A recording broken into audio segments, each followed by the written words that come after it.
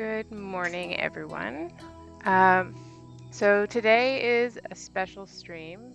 My dad has been going to the Northfield Conference for a long time, and he had asked that I bring my dragon furnace to do a live demonstration to Northfield as part of the Kickstarter when I launched my business. And then pandemic happened. So I haven't been able to bring it in person, but this year I was able to put together a presentation for you all of what it is that I do, and I'm happy to take any questions throughout the presentation. So this is sort of a best of compilation. It is too hot today to light the furnace, but that also gave me the opportunity to edit a bunch of videos so that I can do sort of show more things. Hi, Dad. Get to show you guys more things that I do, because glass blowing is a pretty slow process and an hour and a half isn't really that much time for me. But I have about 5 videos of demonstrations and a little clip to start things off from the Kickstarter video when I was talking about the sort of magic of glass blowing and what it is that I see when I gather glass. So we're going to start with that, and then we'll get into the demos. Oh, I was going to talk about my tools and stuff first. Forgot about that. So let me go to a different view. So this is the dragon. So she's not on today, but there's a pot inside here that holds about 15 pounds of molten glass, and so I gather out of that and I reheat in there as well.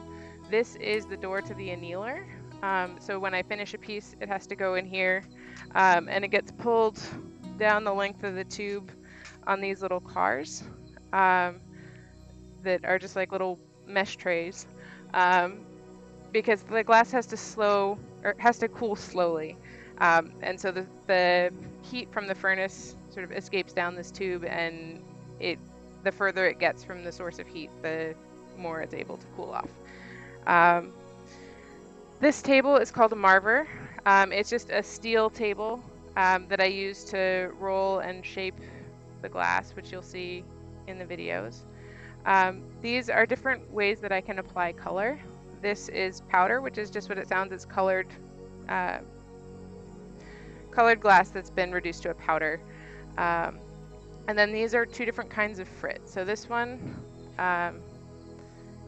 is about the same consistency as sugar, and that's sort of the next step up from the powder.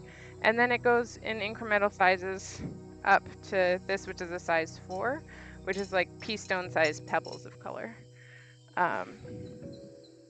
So over here I have my blowpipes. So take a couple of these out. Blowpipes and punties. You will hear these words a lot today. So you can see, I think, maybe if the light will cooperate. This one is solid, this one is hollow. So this is the blowpipe. I can blow through it to inflate the glass. This one I use to transfer pieces so that I can work on the end that was originally attached to the blowpipe. And you'll see what I mean by that. So let me come back around here. Some of the most important tools that I have are jacks, which I use to create the shape of the glass, really. This is the most common thing that I use to touch the glass with. Tweezers, just what they sound like. I can grab and twist and pull, and these are my mashers, which I use a lot in the octopus video, which will be the first demo that we see.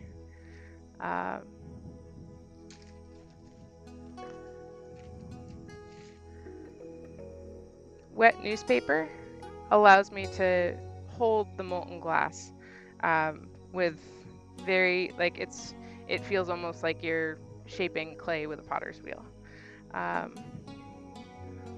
Wooden paddle that I use to flatten the base of a cup or a goblet. And one of my favorites, this is called a soffietta or a puffer. And it allows me to blow into the open end of a cup after I've taken it off the blowpipe. The cup will fit around there and I can blow in this end. So it allows me to do things that I wouldn't otherwise be able to. And this is a blow hose. One end connects to the blowpipe, one end I blow through so that I'm able to work the glass without having an assistant. So those are the primary tools. Oh, torch. Pretty self-explanatory. Okay, so now we are going to go to the clip of me talking about sort of the magic of glass, and then we'll start with the demos.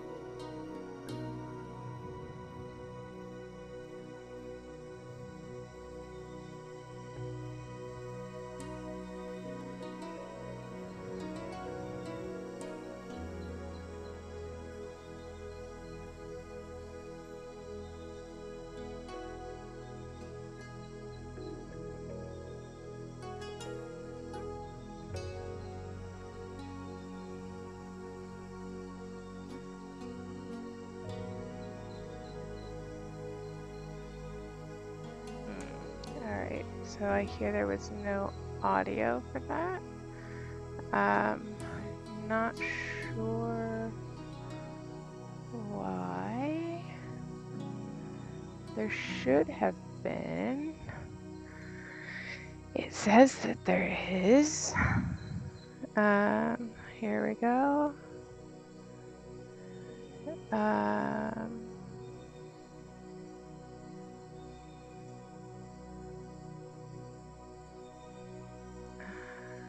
All right, we're gonna try that again.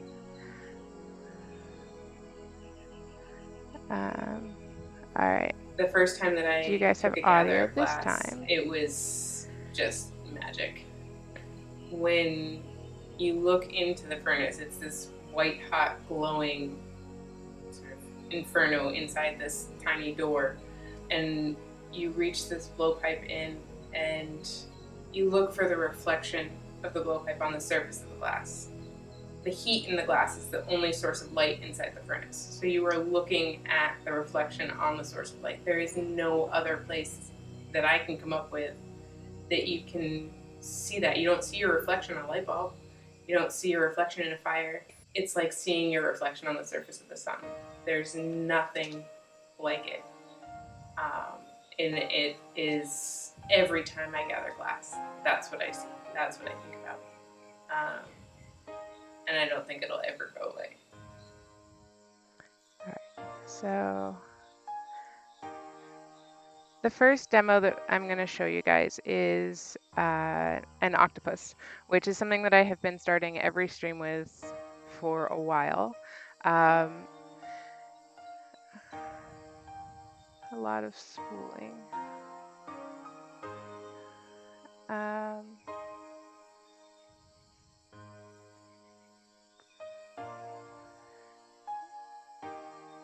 Is anybody else having a problem with the feed?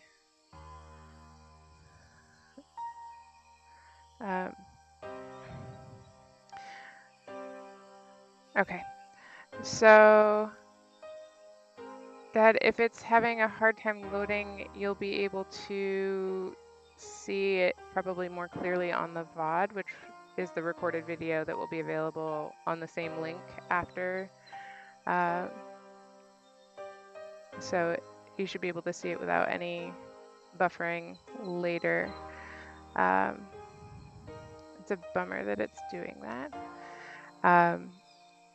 Anyway, when I was able to get back to glassblowing after the COVID shutdown, where things were super bad here in the Los Angeles area, and it just wasn't safe to work because should anything bad happen, there wasn't an available emergency room for me. So I started back to work in the end of February, and the first 2 orders that I got were for octopus.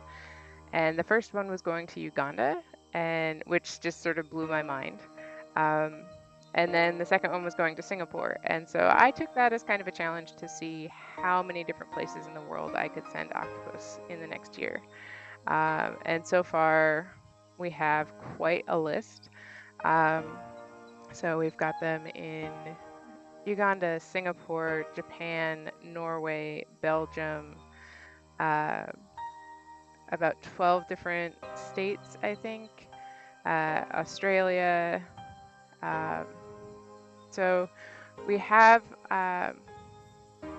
if somebody wants to put in the Octopus Lotto command for me, there's a link where you can nominate someone. If you know somebody in a place that I haven't sent an octopus to yet, you can nominate them, and I will, anytime the donations reach a certain threshold, I'll be sending out an octopus to somebody on that list,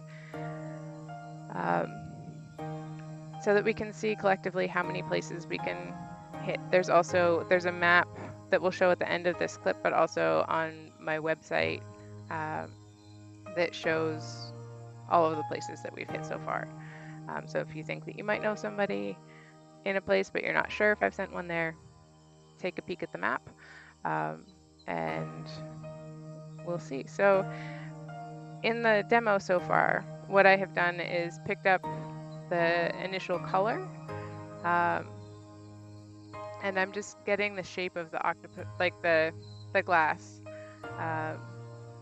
to get ready. I think I wasn't actually watching that because I was watching chat. Let's see, where are we?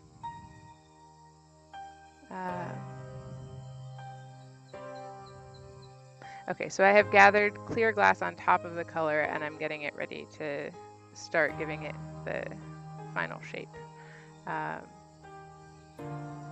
So I start by using the jacks to cut in a couple of different necklines, or constrictions. One that will sort of mark where I'll cut the legs, and one that will mark the top of the octopus.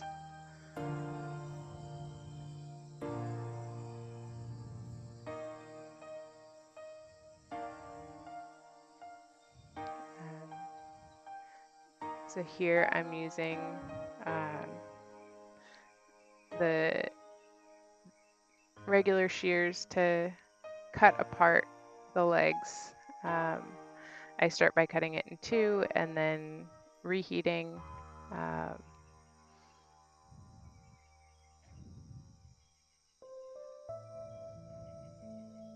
And for the sake of time, I've edited all of these heats down to a split second. Really, it's usually about 15 to 30 seconds.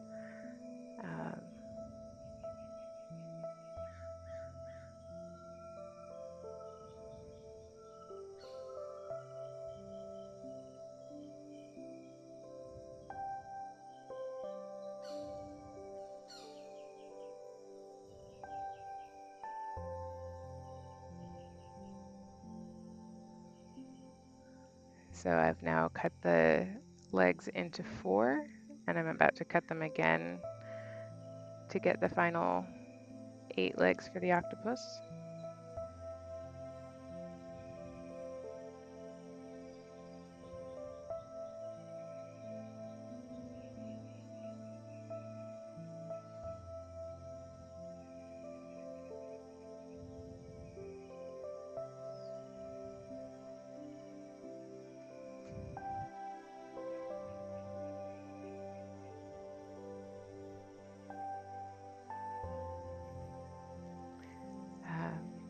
I'd like to again welcome anybody that is watching from the Northfield Conference today.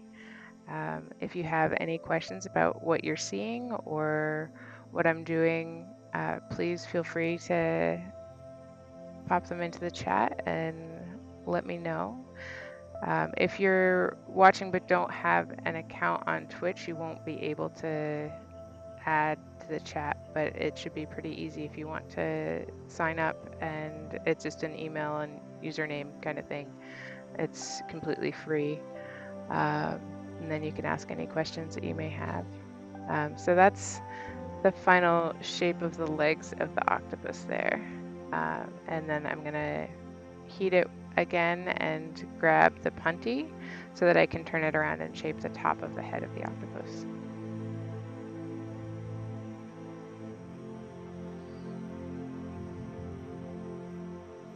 is one of those moves that's easier when you have an assistant or a way to hang the piece of glass that you're working on.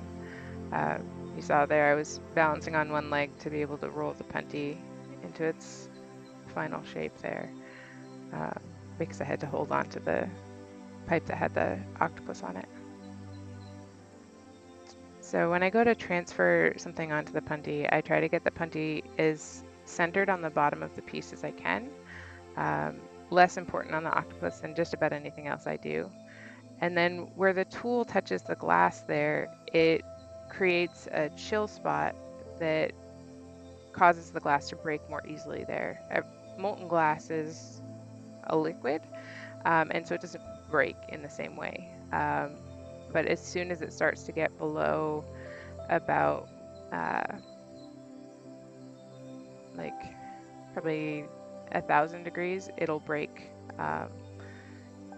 if you have an impact on it. So I just grabbed it with the tools there and then lifted and tapped the pipe on the rail of the bench. So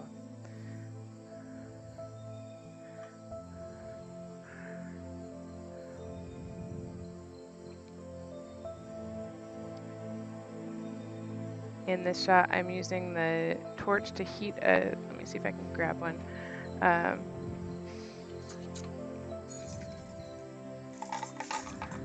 What's called a stringer. So stringer is just a little string of glass, and by using the torch, can melt that tip so that it'll stick to the glass. Glass only sticks to itself when it's hot, so hot glass sticks to hot glass, but cold glass will often not. It'll just sort of fall off. But once you get it hot enough, the little stringer goes on almost like a paintbrush.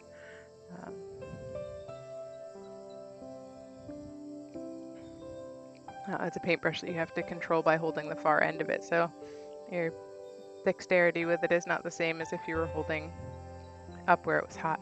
But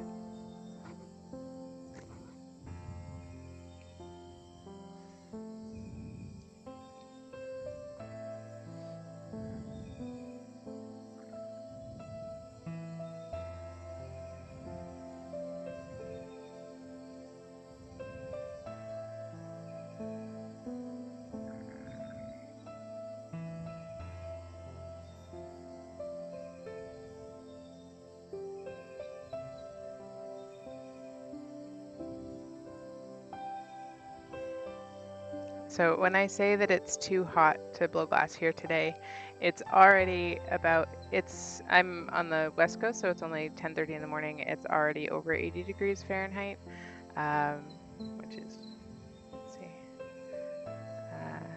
so 27 degrees Celsius. And it's supposed to climb well into the 90s today. And standing in front of the furnace under my shade tent here adds, like the heat from the furnace adds about anywhere from 15 to 25 degrees Fahrenheit.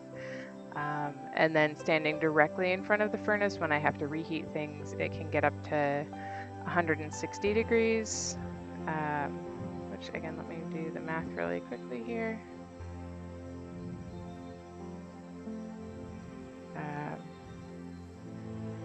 So 71 degrees Celsius, where I would be standing in front of the furnace there. So there I just put away the first octopus. There's going to be a little montage of the finished octopus that you can see what they look like once they're cool, in a bunch of different colors, and then the map of all the places that they are so far, or that I have active nominations for where to send them.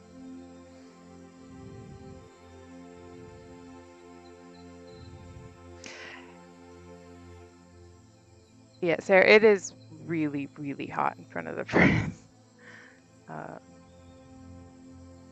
So these are some of the ones that have been sent out. in the past.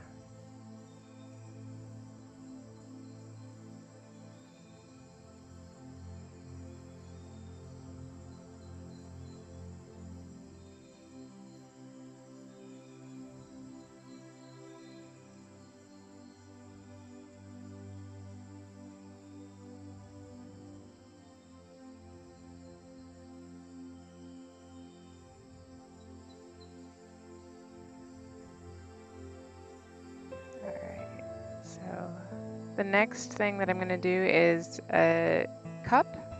And so cups are obviously sort of one of my bread and butter pieces. There's a bunch of cups on my Etsy. It's a really basic item for blown glass. And most things are most blown objects are derivative of making a cup. So it's one of the first things that you learn how to make.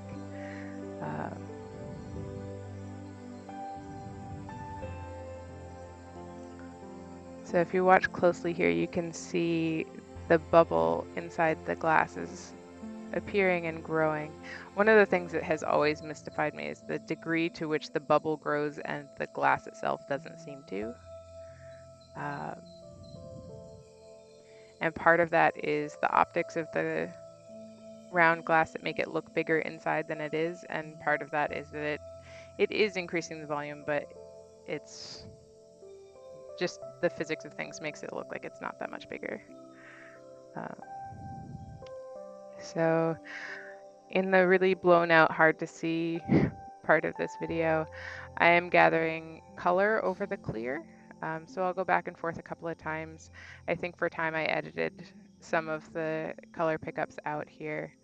But this particular cup is going to be cobalt with some glow in the dark swirls on it. So first I pick the color or the dark blue in probably 5 or 6 applications of powder.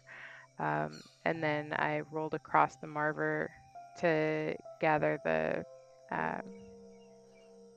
sort of stream of glow in the dark glass that I had laid out there. And even though it's pretty blown out, you can start to see the blue that's showing up on that if you look carefully. Filming outside where you've got bright sun and deep shade is remarkably difficult, and filming glass is its own challenge. So I have been trying to learn how to make my stream look as if you were here in person, and it's just really hard to make the cameras behave. You can see in this particular angle now, I have a tarp that's suspended underneath the canopy of the sunshade there to try and add more shade, and then I have a light pointed up underneath that's I think 2,000 lumens, and you can barely tell that there's any light. I'm just like pretty backlit here still, but you're starting to be able to see like my hands have color, they're not just black. But more cameras, also a better workspace, something where I can have like full solid cover would be great. I'm in the process of trying to figure out what my next space is going to be anyway, just because it's not sustainable now that the business that had been letting me use their parking lot while it was closed for pandemic stuff, they're reopening, and it's not going to be sustainable to be using their lot.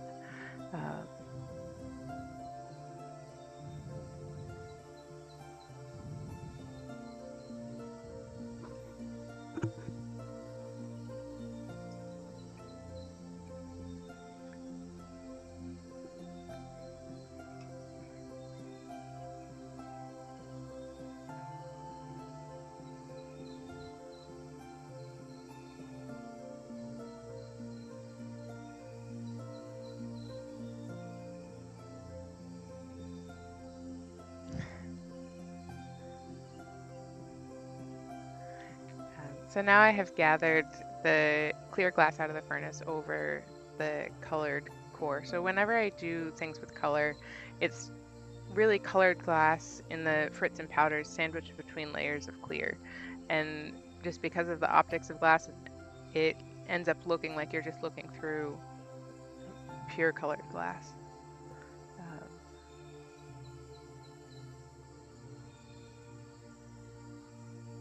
So while I'm rolling this back and forth to keep it on center, I'm blowing through the blow hose to just work on inflating that bubble and keeping everything centered. And you can see when I go to change direction, it'll tend to sort of fling a little bit off center and work its way back. I use the jacks there at the neckline. This is going to be the place where it breaks off the blowpipe, and it also helps to shape the top edge of the cup. Right now, the end that's away from the blowpipe will be the bottom of the glass.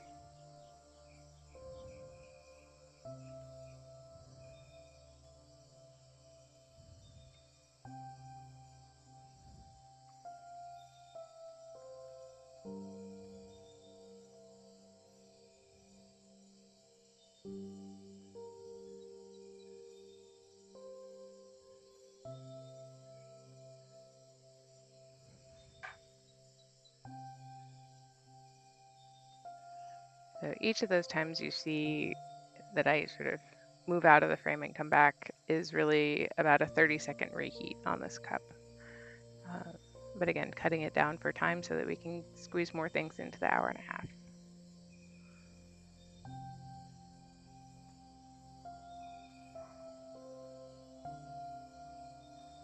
I think I take one more heat here and then I start to shape the bottom of the cup.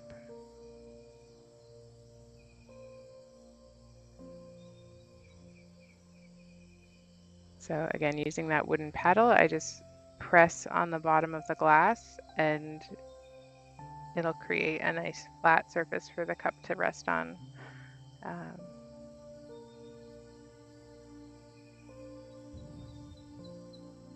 Using the corner of the paddle, I push a little indentation in the bottom that'll help me find the center when I go to switch it to the punty in a minute.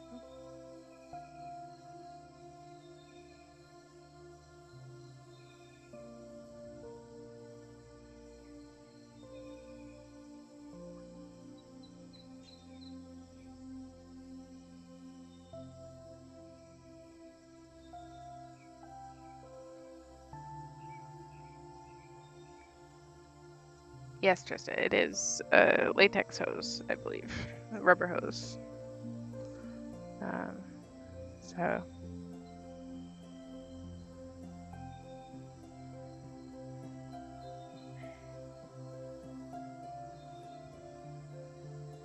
So here I have used the vertical beam that you can see there coming off the top of the furnace. There's a little fork in that I can hang. Some of the blowpipes have what's called a collar on them that allow me to hang it from that fork so that I can use both hands to gather the glass and shape the punty, but not all of them have, all of the pipes are the right size for that, so that's why I didn't hang the octopus. So now I need to reheat the glass because in order for it to break off the pipe, there has to be enough heat at the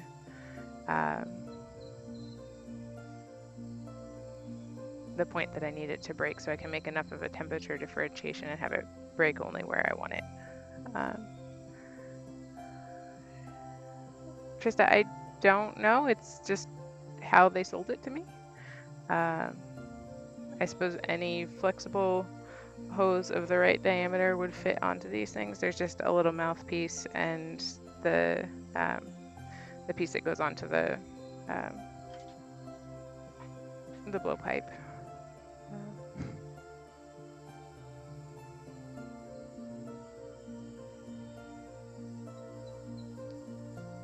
So here's a different view of me bringing the punty, and I do what I can to try and move that to get it as centered on the bottom of the cup as I can so that when I go to open it, it doesn't swing off center.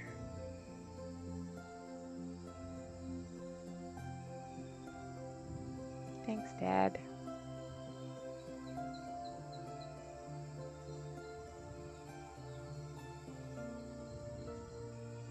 Oh, it's Donna.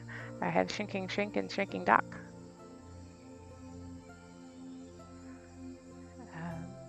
So after I transfer onto the punty, I'm able to work on shaping the top of the cup. So here I'm using the tweezers to pull the super hot lip of the cup, and then use the jacks to make a point where I can break off that part. The reason that I do that is that the glass where it attaches to the pipe is extra thick, and you don't want the top of the glass to be heavier than the rest of it. And so you get it really hot and pull it thinner, and then use a couple of different tools to create the shape that you need. And right here, just by creating that chill spot right where I want it, and then just tapping it, it just breaks right off in the right spot.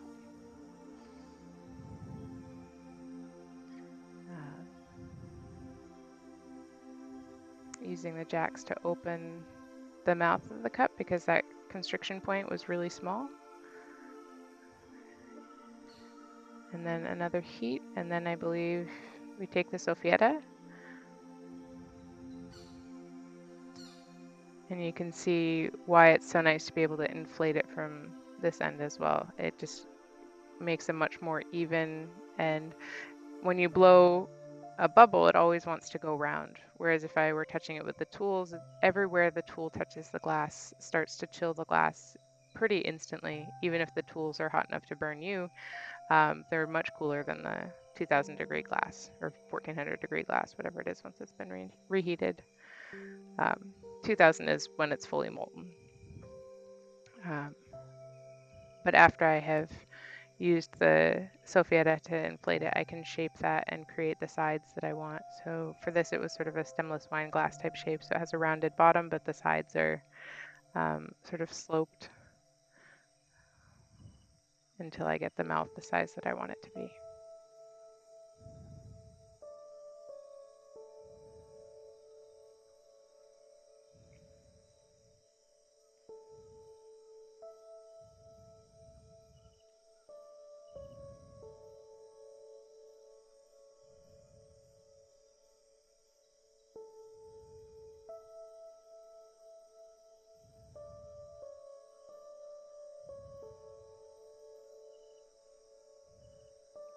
So at that point, I'm pretty happy with the shape of the cup, and I am just waiting for it to cool enough that it'll be stable when I put it away in the annealer.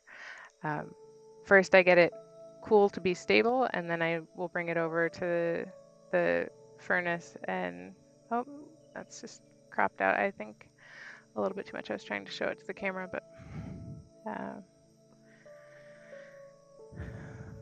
oh well.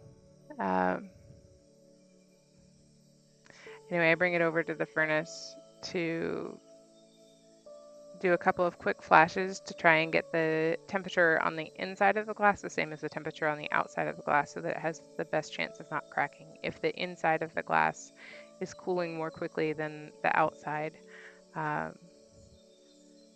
things just tend to crack.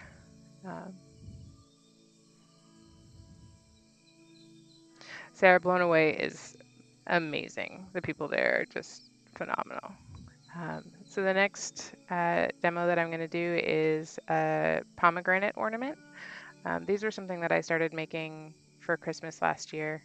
The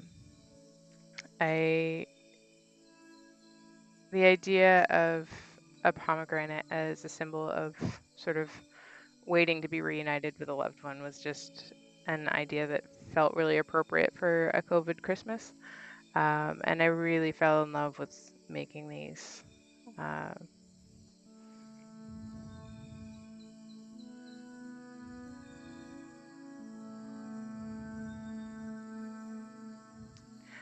Oh, Trista is saying that if you don't have an account, you can't see the chat at all. I wasn't aware of that. So if anybody is watching and would like to ask any questions, if you sign up for a free account with Twitch, you'd be able to pop into chat and ask me any questions that you may have, or just say hello.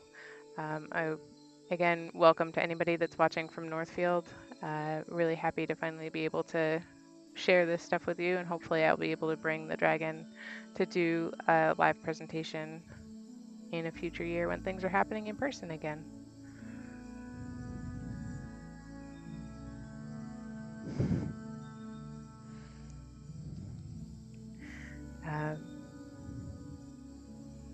In chat, Sarah's talking about watching the first season of Blown Away, which is a Netflix glass blowing competition show.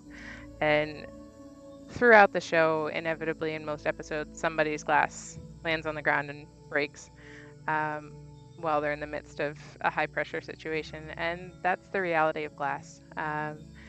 It is fragile. It's really difficult.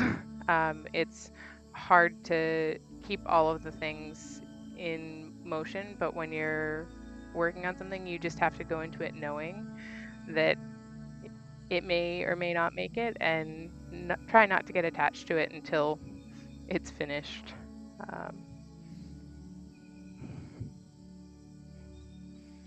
So in the piece that I'm currently working on there, I'm using the jacks both to create the neckline at the top of the ornament and to make a little sort of knob on the bottom. And I think the next thing that I do here is take a heat and go and pick up some color that I'm just picking up on that button. And I'm picking up gold aventurine color, which is a sparkly gold that makes the little flower on the end of the pomegranate. And then I'll come back here to the bench and use the tweezers to shape that button into that sort of little flower shape.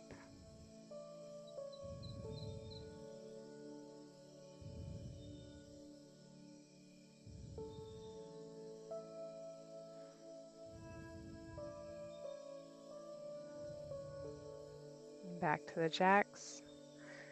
And at this point, I'm getting ready to sort of blow one last time to inflate the ball of the pomegranate to the size that I want.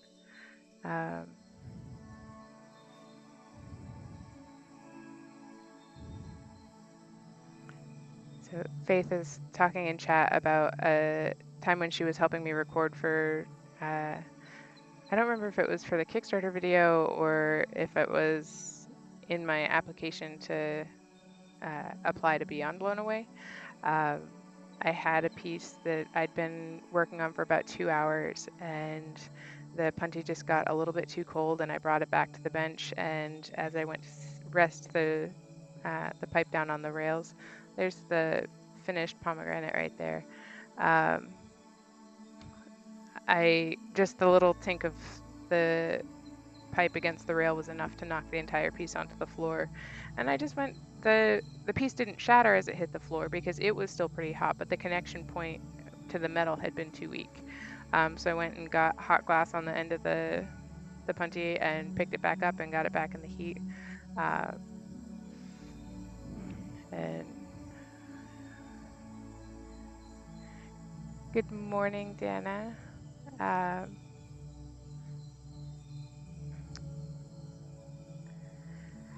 So I start each, so Dana has just asked in chat about the Octopus Travels thing and what the 32 and 55 are about on the screen there.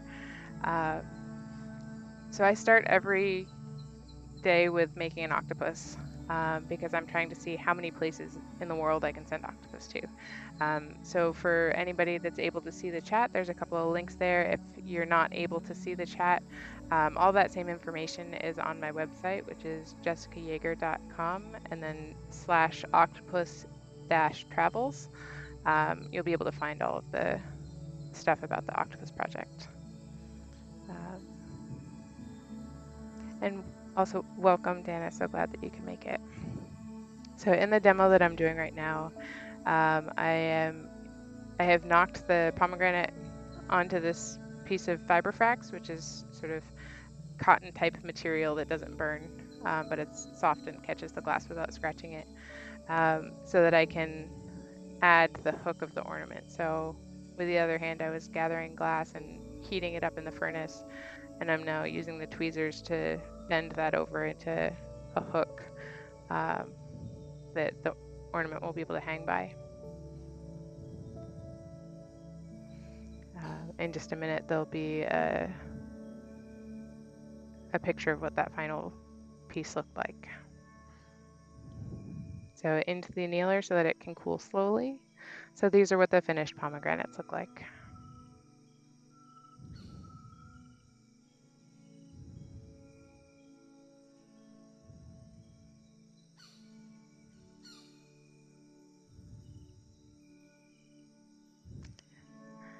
Thank you, mods, for answering the questions in chat. Oh, so the next thing, I was waiting for the next one to start. So the next thing that we're going to do is the goblet demo. So I made this goblet maybe 3 weeks after I had said doing goblets is just not a thing when you're working by yourself. There's too many moving parts. There's no way that I could make goblets. And so then, of course, I decided to try to make goblets. Then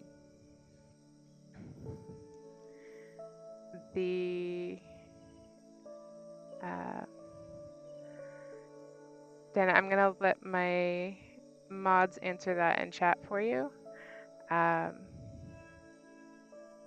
So when I make goblets, it takes multiple blowpipes and multiple punties, and without having somebody else to help managing keep everything hot, there's a huge risk that things will break or crack. And being able to manage all the different parts was definitely a process where I did a lot of visualization and planning ahead of attempting it. And then one day I was like, okay, I think I'm ready, and went to work and made a series of ball stem goblets. So this is one of those.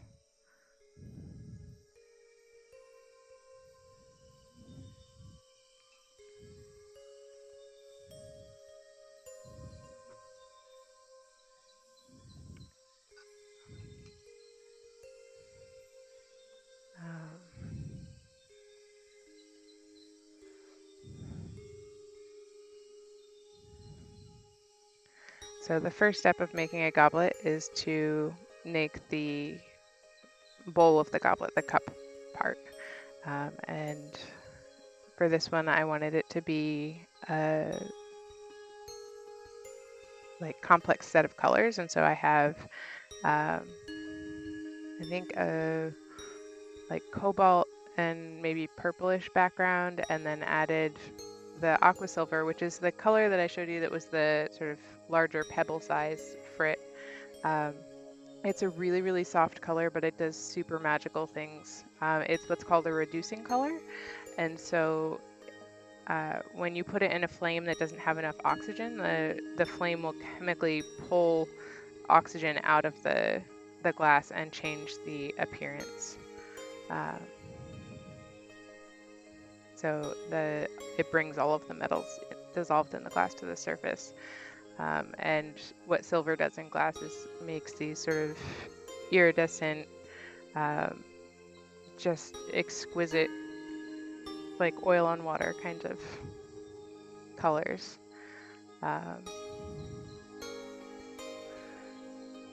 So before I can gather clear glass over this, I have to make sure that there's a bubble inside it and make sure it's all centered in the shape that I want, and then let it cool enough so that it won't collapse when I submerge it in the 2000-degree molten glass. In this shot, you can start to see those sort of silver lines showing up, and that's because the newspaper is trying to burn, but it doesn't have enough oxygen.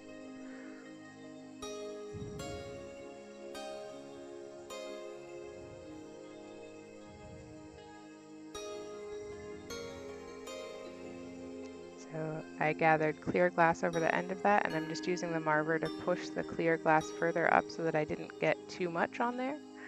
And I'm making sure that the entire thing is fully encased in clear before reheating and bringing it back to the bench. So I'm fishing around down there for what's called a wooden block. It's a sort of scoop shape that I can use to roll the glass in to make it a nice round shape while I'm blowing into it. The blocks are always made out of some kind of fruit wood, whether it's cherry, apple, pear, something that's a really hard wood, and they're never allowed to get dry. So they start out as green wood, they're turned and shaped without ever getting into a dried state, and then packaged in a wet environment. So it's like sealed into a bag and then arrives to me, and I store it in a bucket of water. If it dries, it's prone to cracking. So it's a little bit hard to see because the footage is a little dark, but you can sort of see that sort of turquoisey light portion on the cup there that's just sort of spinning around and showing that there's a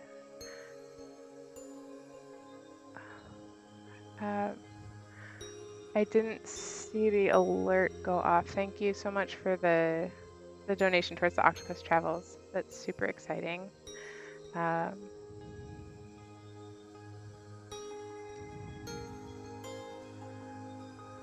see. So we're very close to sending out the next one. The first Octopus Travels stream-sponsored octopus is going to Israel. The next one, I think, is going to Chile, which I've been sort of torn between picking at random and trying to select from the list. But I picked that one because it'll be the first one going to South America, and then the only other continent that I won't have hit so far is Antarctica.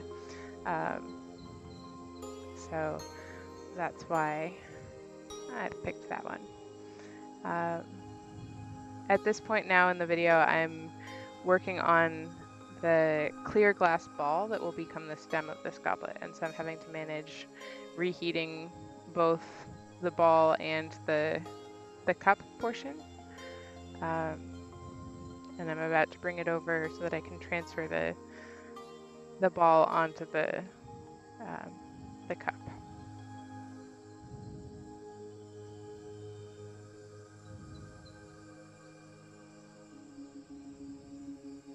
Just if you know a guy in Antarctica, hop it into the lotto and we will get one there, because that would be super cool. I mean, literally. So now I'm just using the jacks to refine the shape and make sure that that is really well connected and as centered as possible.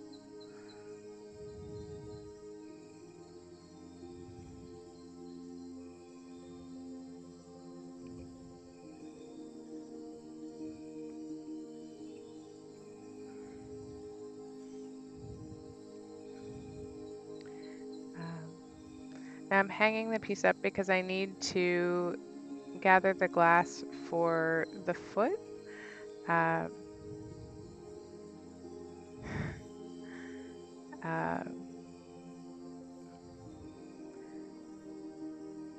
So because I wanted a colored foot on this goblet, it's a little bit complicated because it's another piece of blown glass. So in order to make sure that I keep everything hot, this is one of the things that would be much simpler if I had an assistant who could take the reheats on the cup portion when I wasn't also trying to heat the foot.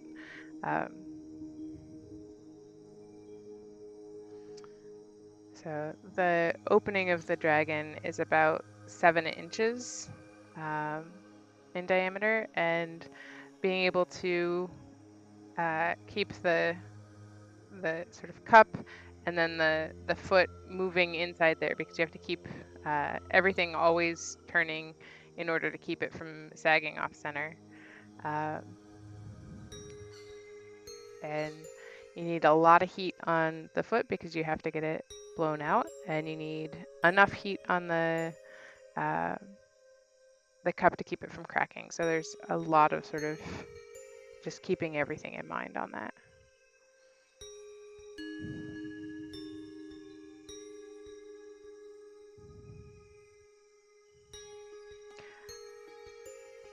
know, Veronica. I don't know. Maybe message one of the mods to see if they can help you sort out the donation stuff. So the next thing that I'm doing is I'm propping the blowpipe that has the cup and ball to where it's vertical so that I can sort of drop this molten foot on top. So I do my best to get that aimed on center and then use the regular pointy shears to snip that off. And I will then reheat and start to shape that. That closes off, so now I have a closed bubble that will have to get opened up to be turned into the foot.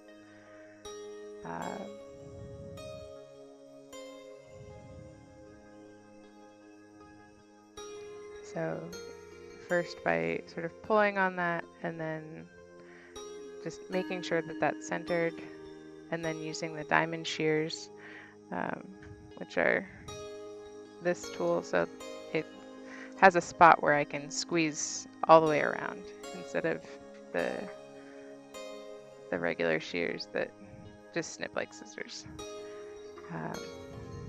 So that makes a cold spot, and then I just, you can see the camera's having a hard time keeping up with it, but I'm just tapping that glass until it breaks where I want it to.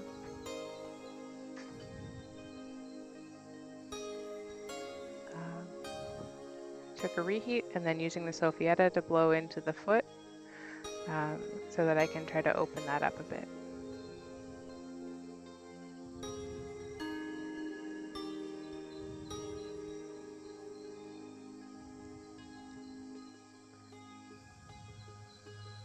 So taking a reheat here and then coming back,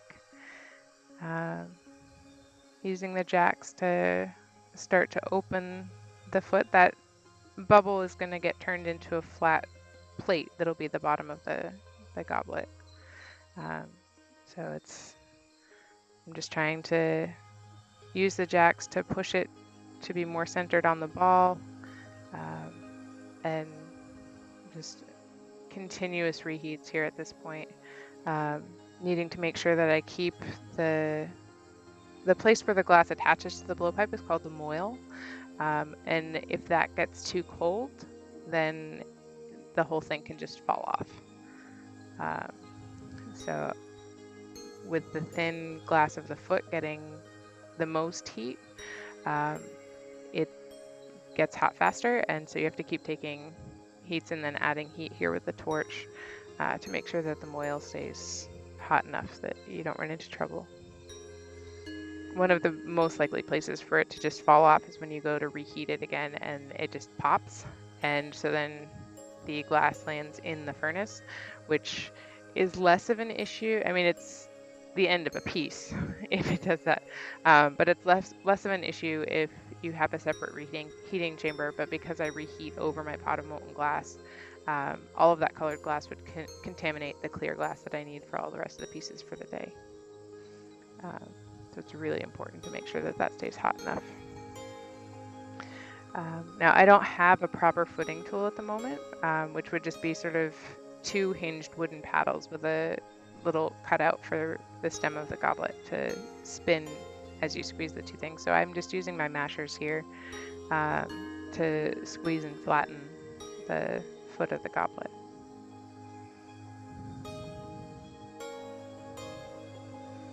Again, I'd want to extend a welcome to anybody that's watching from Northfield. If you have any questions, you just have to have a free Twitch account, and then you'll be able to see the chat and be able to ask any questions that you may have.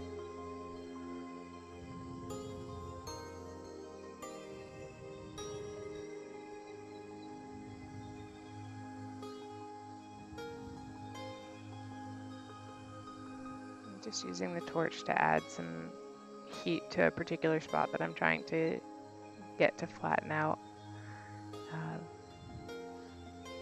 It can be difficult to read the heat in the furnace when you're working. Almost every glass shop that I've worked at has been an indoor facility. Working outside in full sun adds a whole other level of difficulty to what I do because, um, like I said, when you are reading the temperature of the glass, the way that it glows is a lot of how you're able to see that. And looking at the way that the glass glows outside is like trying to tell the difference between a 60-watt bulb and a 90-watt bulb in full sun, without a point of comparison. So you don't have both bulbs next to each other. You just have one and you have to decide, is that a 60 or a 90? Um, Whereas if you're working inside, even if you have a lot of natural light in the space, everything glows a whole lot more. You can really read the whether it's glowing orange or red or yellow or white hot. Um, they all have their different meanings. Um,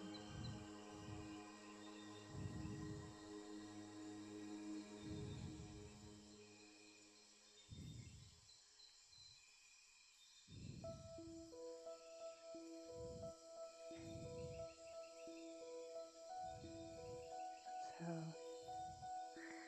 just flattening the bottom of this goblet, um, in preparation to get it turned around.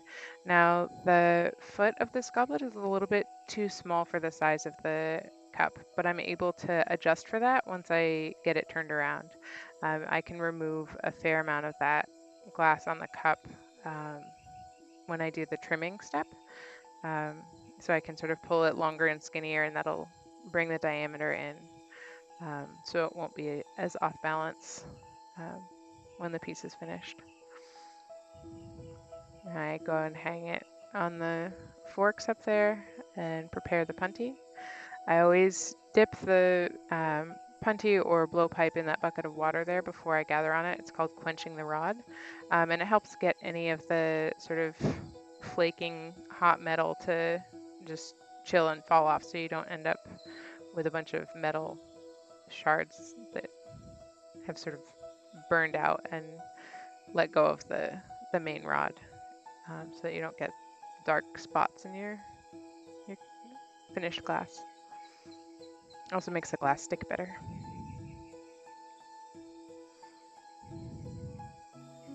So it's hard to see, but you can, if you look closely, you can see that even though I'm just holding that blowpipe there, that like sort of angled down, I'm turning it in my hand that whole time so that it stays as centered as possible.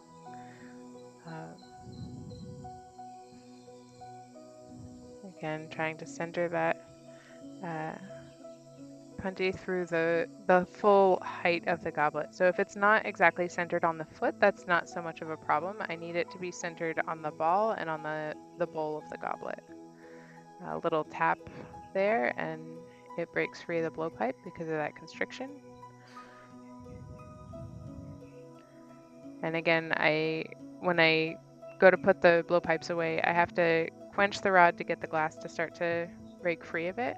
But I can't just put a hot blowpipe down in the water like that because the blowpipe will heat the water in the bucket so quickly that it'll shoot up the pipe like a geyser, and the boiling water will heat the blowpipe up to something that'll burn you, and you'll get boiling water shooting out the end of it.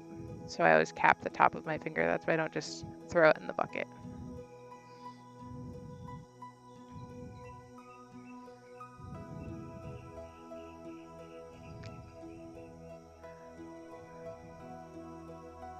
So for the faint of heart, I'm going to warn you that I decided to keep this as the demo goblet, but it's about to have one of those blown away moments here.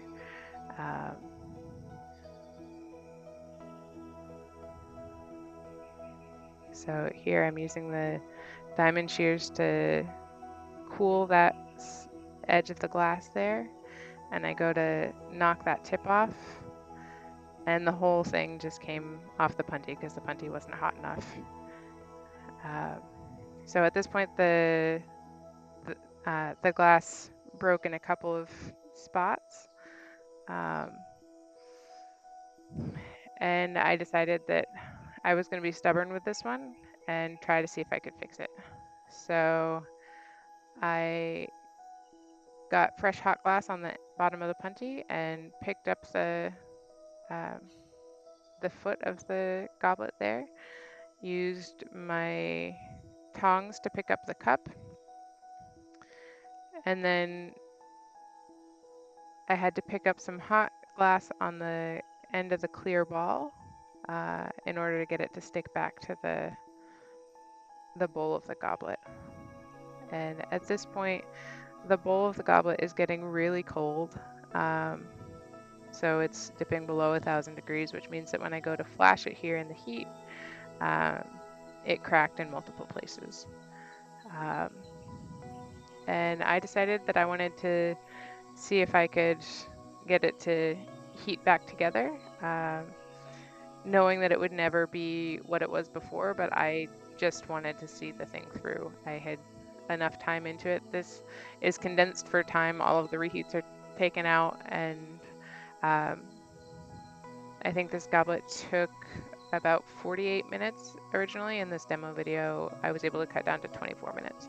So I got it super, super hot, and you can see that I was able to stretch that out, and we're gonna do that move again here in just a moment. But by stretching it like that, I was able to make the cup size match the foot of the goblet a bit better.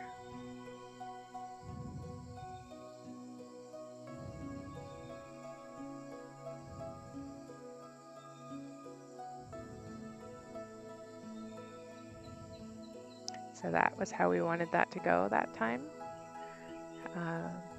Just wanted to prove to myself that day that I could get through all of the steps of making a goblet. So now I heated the bowl up a lot. Because of the way that it had cracked, there was one little pinhole.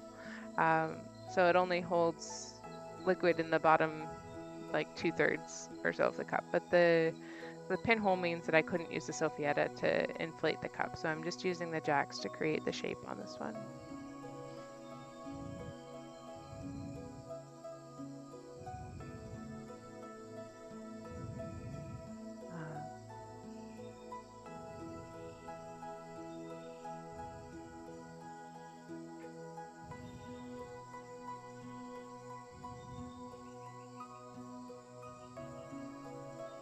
So just doing everything that I can to, things are a little bit off center because of the number of places that the piece got wonky.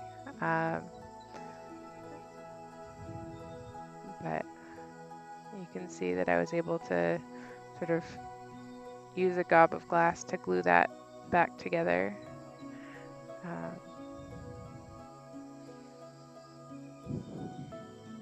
And because the crack on this one happened when it was hot and then it was all heated back up to a proper temperature, it was able to survive the annealer and become a staple finished piece of glass, even though it's not the piece that I had set out to create. Obviously, I wanted a piece that didn't have cracks in it, but pieces that crack when they're in the annealer are unstable and are not things that I'm able to ship. But this one is actually being purchased by a friend and collector who has asked to have it even though it's not perfect.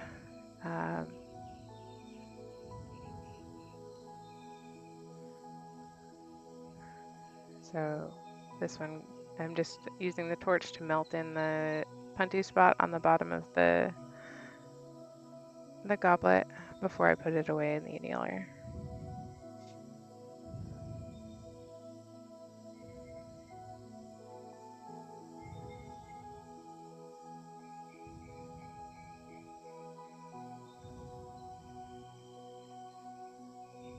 So this is a picture of the finished piece that I dubbed the Chalice of Resilience for obvious reasons.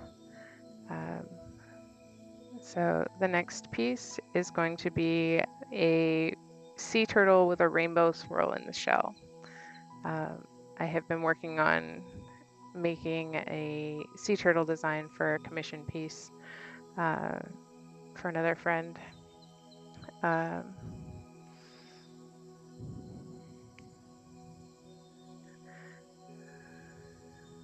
So I have gathered the sort of bars of rainbow color. They're just layers of frit that I had put out next to each other on the marber, so that I could pick them up, and then I grabbed them with the shears and swirled it. And what I'm showing you there is that it's sort of a candy cane that I want to smush into like a rainbow lollipop.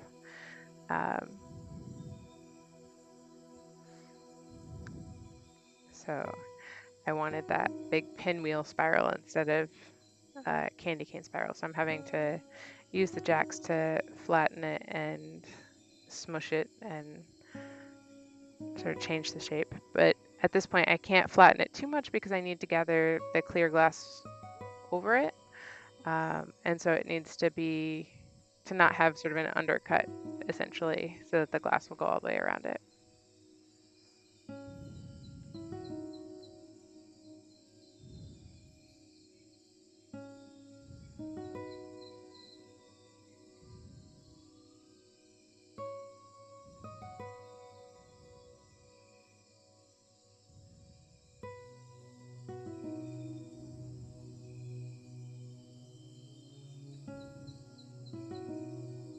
So this is after I've encased it in clear, and you can see how the clear glass, the optics of it pull that color all the way to the surface and make it look as though the whole thing is filled with that spiral of color.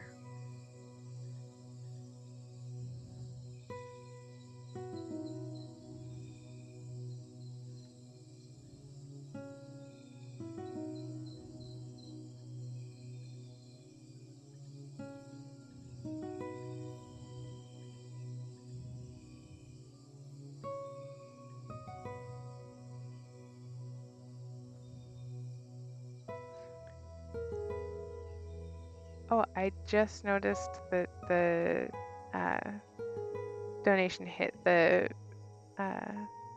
goal. Sure that happened a while ago when I saw messages about donation stuff happening in chat. If the last donation exceeded the goal there by more than just meeting it, then that'll get applied to the next goal. I just have to do that manually once I'm off of stream. So we will now have octopus being sent to 6 out of 7 continents. And hopefully we can fill in more of the map.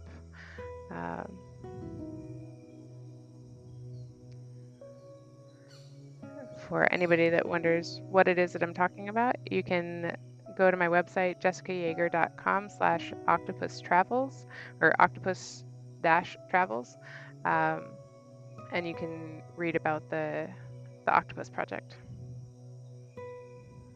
and see where they are so far.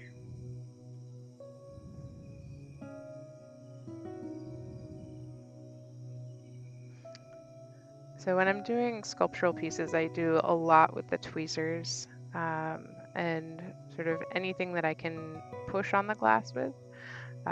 Sometimes I'll use a butter knife or a muddler, or I have a whole bunch of different tools that have been repurposed for shaping glass. But in this case, I use a lot of the tweezers.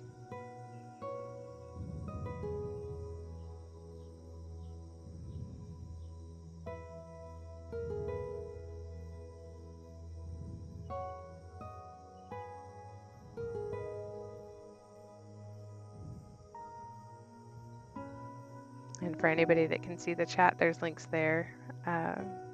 Thank you to my mods for that.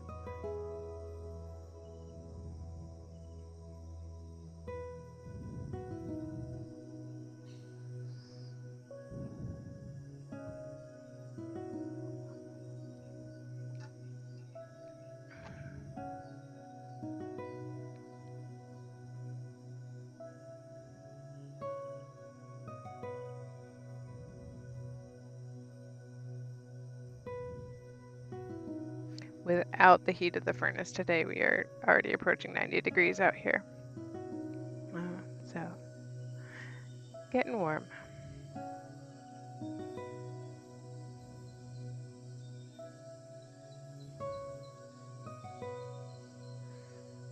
So with the sea turtle, the first thing that I shape is the shell, and then I will start to bring bits of clear glass with a small punty that I'll shape into the head and the fins.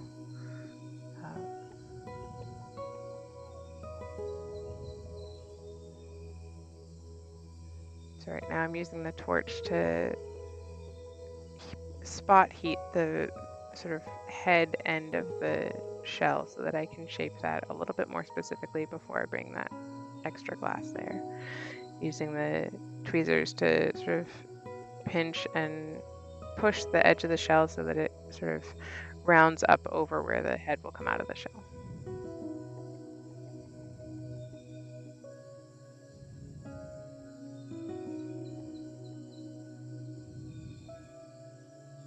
So here I have gathered the glass for the head and fins. And I'm just using the jacks to shape that into two little bite-sized pieces that I can add one at a time, I think. Or maybe it was just the one for the head. Probably the one for the head.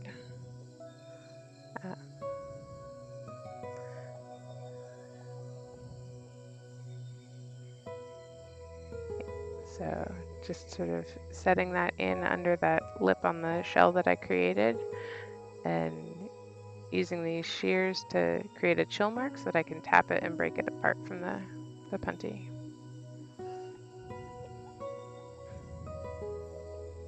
Back to the tweezers just to refine that shape a little bit.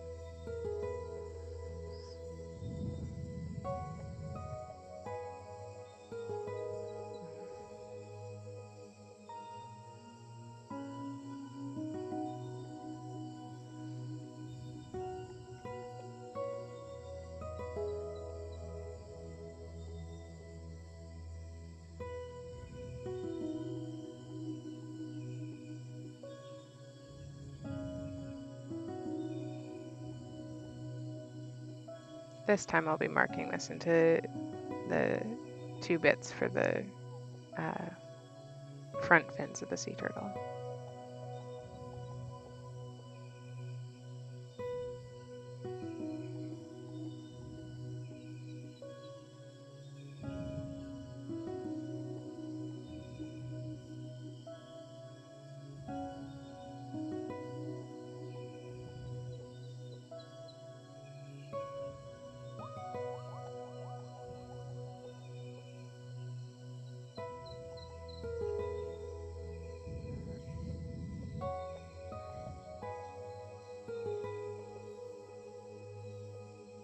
So there you can see the sort of two separate spheres of glass. Use the shears to cut that one apart.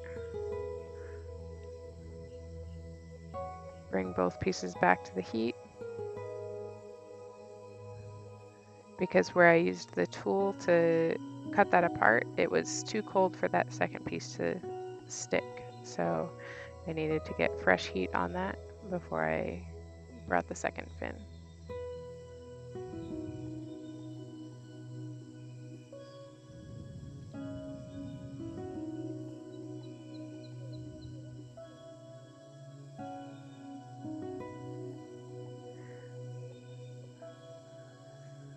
Especially for any of the folks from Northfield who might be watching.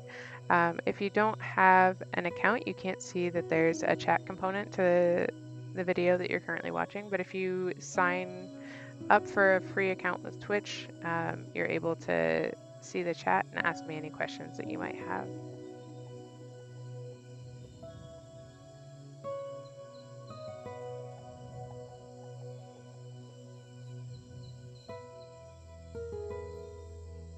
So this is the last demo that I have prepared. We have about 10 minutes left. I will just say a little bit more about sort of how I got to glass blowing in the first place. I started blowing glass about 8 years ago this fall. And the first time that I took a gather class, I knew that that was it for me. This is what I am meant to do. It was everything that I could do to figure out how to make that the center of my life. But it's been a long road. I've worked first as an apprentice in um, about 4 different shops in Vermont for 5 different glass blowers, 5 or 6. Trying to remember now. And each of them used a different type of glass, which just means that it's differently formulated chemically. Most of the glass is soda lime glass, but there's other types of glass as well, borosilicate glass, and uh, each different formulation works a little bit differently. The different types of soda lime glass that I worked with each had their own working times, working temperatures. They would have a different glow, and so working in all of those different environments really helped broaden my skill base, far more than if I had just been working with one consistent shop and set of tools and type of glass, and really prepared me to have the best shot when I struck out on my own when I did the Kickstarter a couple of years ago and got this equipment. Um, so I am now able to do this full time and work for myself, and that is an amazing weight, but also it's super exciting. And I've been streaming while I've been making glass for the last couple of months now. I think I started streaming in uh, maybe end of March. Um, so for about 3 months now, I stream on Tuesdays and Thursdays at 9:15 a.m. Pacific time on Tuesdays and Thursdays. And while it's this hot, I'm going to be doing a lot of glass-related, non-glass blowing things, like doing cold work, which is grinding and polishing pieces that I've already made hot. So if a cup needs to be flattened on the bottom, or just for stability, or because there's a little bit of a tilt to it, I can sort of grind it and make it stand upright. Or a piece like the one that I'm working on here will have a little glass button on the bottom that needs to get ground off before the piece is really considered finished. And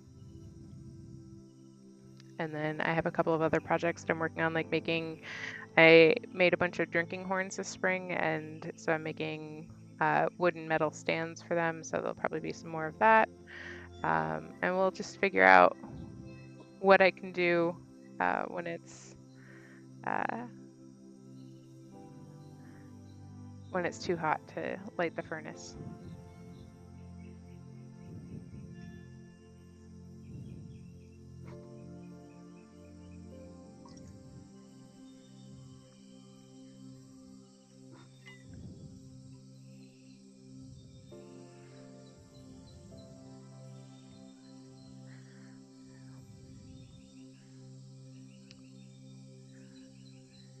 For anybody who's not already following, if you follow the channel, well, first, if you have an account on Twitch and then follow the channel, you'll get notifications anytime that I go live. And I also have a Discord that I have set up where I post all of the finished pieces and what it is that I have worked on for the day. Oh, that's another thing that I've been cold working. The other day I was working on cold working some glass daggers that I have made. So the blanks were made hot, and they're just sort of dagger shaped lumps of glass that I then use the grinding wheel to sort of sculpt down into a fully formed knife.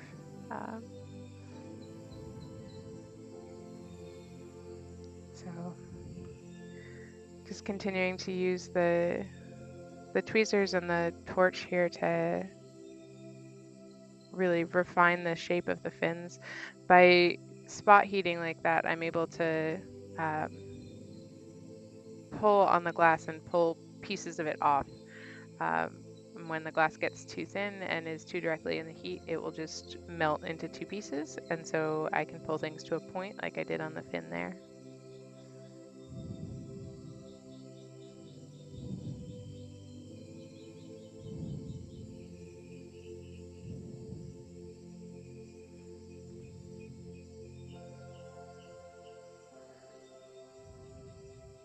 Adding the glass bits for the two fins on the back of the turtle.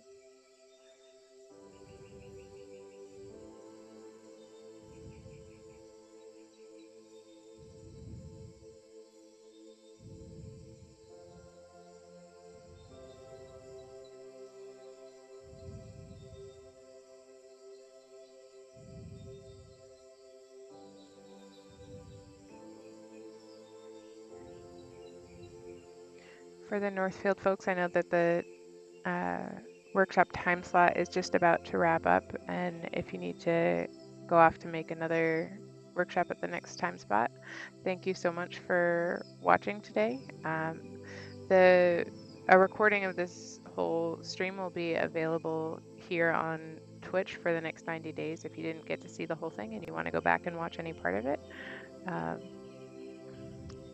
And I will be uploading each of these demos, I think, to my YouTube channel as well. Cornel Rain has just asked a great question in chat. They asked, what happens to the glass scraps? So anything that's pure clear glass, I can remelt.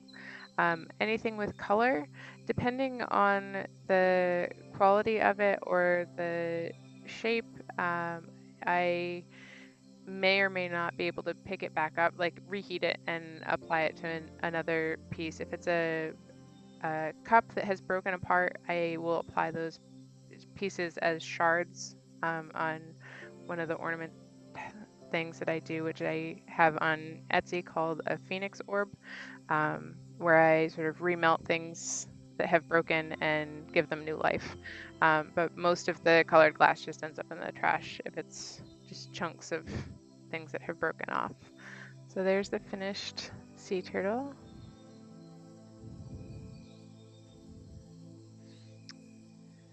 Donna, thanks so much for watching.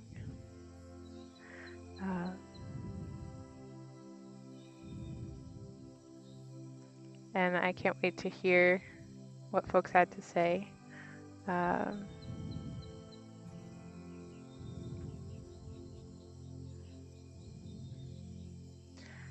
thanks everyone for being here for this bonus stream today. Let me switch back here. So that's everything that I had prepared. And if anybody has any questions that they weren't able to ask in chat, there's a contact form on my website, jessicayager.com, and feel free to shoot me an email or any kind of, just let me know if there's other things that you'd like to see. And thanks for letting me be a part of this year's virtual Northfield. And hope everybody has a wonderful day. And that's it for me today. Bye, guys.